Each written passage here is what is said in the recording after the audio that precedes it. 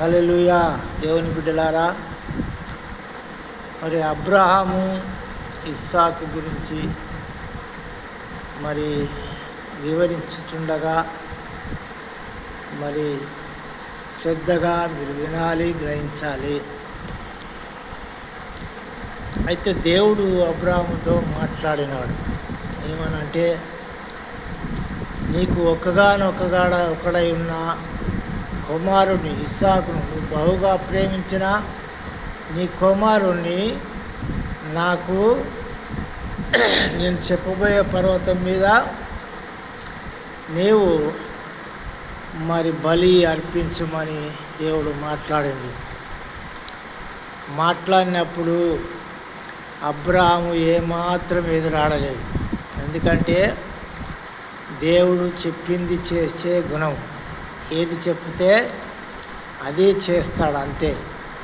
ఎందుకంటే దేవుడు ఎవరో ఆయన బాగా అర్థం చేసుకున్నాడు. దేవుడు ఎంత శక్తివంతుడో అర్థం చేసుకున్నాడు.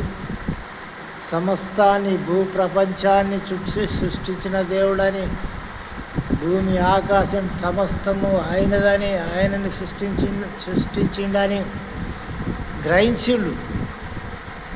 ఆయన స్వార్థము ఎంత మాత్రం కూడా ఆయనలో లేదు.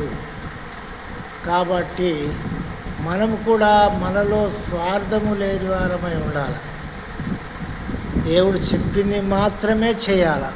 ఎదురాడే అధికారం మనకు లేదు. ఎదురు మాట్లాడే అధికారము ఏ మనిషికి కూడా లేదు. ఎందుకంటే సర్వ సృష్టిని మాటతో సృష్టించిన దేవుడు ఏది చేసినా ఆయన ఇష్టమే, ఏది జరిగినా ఆయన ఇష్టమే. ఏది దానికి మనం ఎదురాడే గుణములు మనకున్నది. అదెట్లా ఇట్లా ప్రశ్నించే అధికారం మనకున్నదా? మనం ఏపాటి వారు?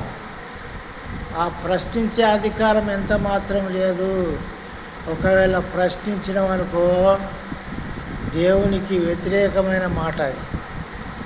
అంటే దేవునికి భయపడతలేవని అర్థం. ఎదురాడద్దు. మనం దేవుడు చెప్పింది మాత్రమే చేయాలా. చెప్పింది చేసే గుణము అబ్రహాముకున్నది.